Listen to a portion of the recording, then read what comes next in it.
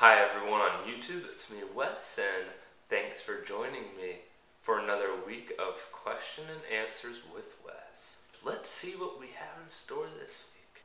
Wes, have you found any advantage to having one leg? Like, is there something special you can do with your stump or prosthetic? Well, that's a great question. And thinking about it, I might not be able to do anything spectacular, but I think it's really cool because I have increased flexibility. And also, I can spin my leg around. Next question. What are some things that are difficult to adjust to at first? Some of the things that can be difficult to adjust to at first is just coming to terms with the fact that you're missing a limb. If you're born without a limb, it's a different story, but when you lose it, it's like you're missing a piece of you that you once had. It's like losing a loved one. Once you can get over the fact that you have lost it, you can move forward with your life. Some of the things, though, physically that I struggled with was balance. At first, I didn't have the best balance. But over time, as an amputee, especially leg amputee, I learned how to balance really well on one leg. Which also leads me to my next question. What's the best way to take a shower? Or how do you get in and out of the bathtub? Well, check it out. Roll film.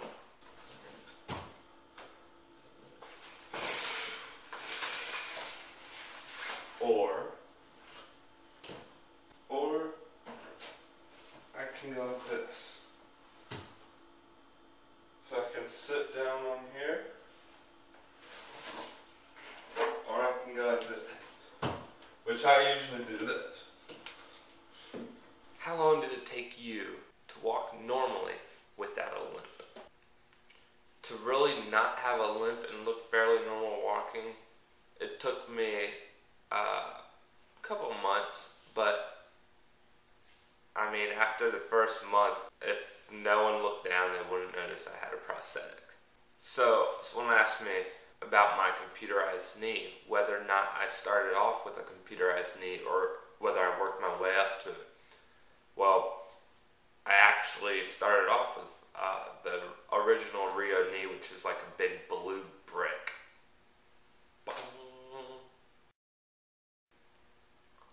And then I was able to test out the new Rio knee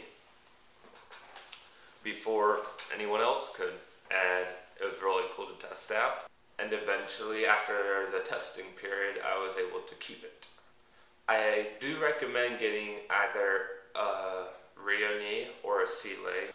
Wes, can you drive with a clutch? No! Alright, so I can't drive with a clutch because I can't use my left leg like a normal person would driving a clutch. They actually made me go into the MVA, and they made me get a thing on my license that says automatic transmission only. So I cannot drive a clutch. And I never have and never will. 2 questions from the same person. Why is your residual limb so thin? And does your residual limb need a lot of care?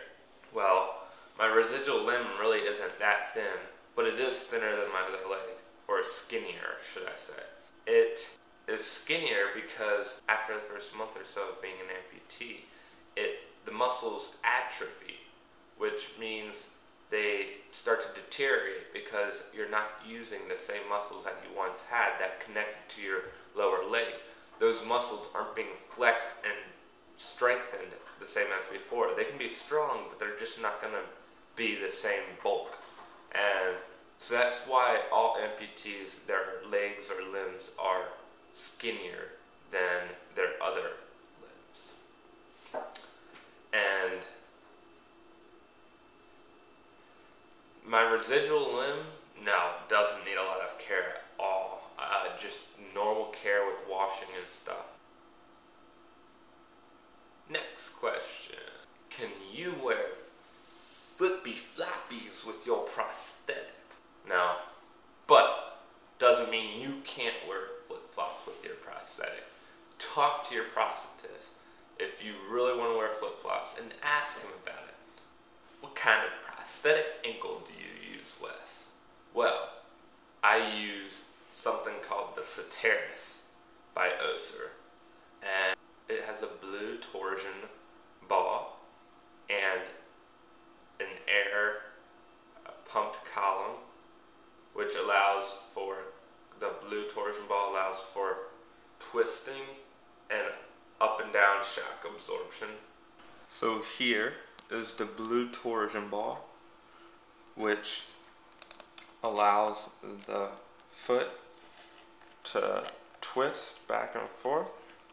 This is the split carbon fiber foot, which, as you can see here, they can split to allow better walking on uneven terrain.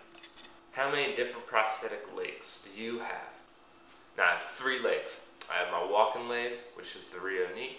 I have my running leg, which has the Total Knee 2100 with a Flex Run foot by Oser, and I have an XT9 skiing/extreme sport prosthesis.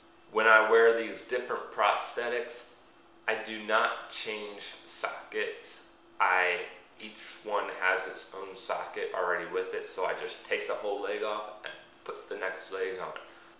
Wow, that was a lot of questions this week, but I loved answering your questions. So guys, continue to submit your questions. Don't forget to check out my blog in the description below, and you can follow me on Twitter at twitter.com/theamp4life with the number 4. And don't forget to subscribe above and comment and leave all your questions below so I can answer them next week in another question and answer episode with Wes. AMP4Life.